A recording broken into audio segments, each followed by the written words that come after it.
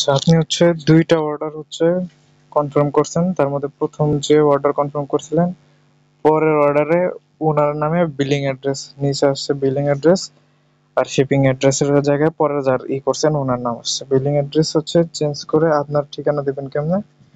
অ্যাকাউন্টে যাবেন, দেন নিচে আছে ঠিকানা বই, অ্যাড্রেস বুক, হ্যাঁ?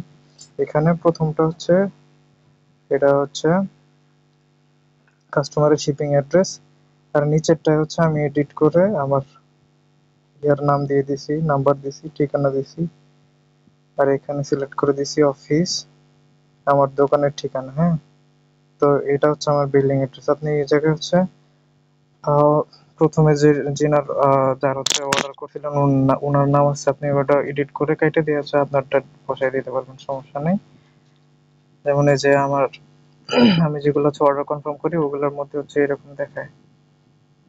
যেমন এই যে প্রেরণের ঠিকানায় হচ্ছে কাস্টমারের নাম্বার থাকে, ঠিকানা নাম্বার এগুলো সব থাকে। আর বিলিং ঠিকানার জায়গায় হচ্ছে এই যে আমারটা দেওয়া থাকে, dear fashion house, Tangail city, mobile number দেওয়া থাকে, এই যে এইটা দেওয়া থাকে, ঠিক আছে? আপনি হচ্ছে এখান থেকে এডিট করে রেখে দিতে পারবেন, সমস্যা নেই। আর বিলিং অ্যাড্রেসে ওটা কোনো সমস্যা না। আর যার ইয়েতে হচ্ছে ঠিকানা ইয়েতে যেটা দেওয়া থাকে শিপিং অ্যাড্রেস, ওনার কাছেই হচ্ছে প্রোডাক্ট যাবে আর উনি হচ্ছে পে করে দেবে।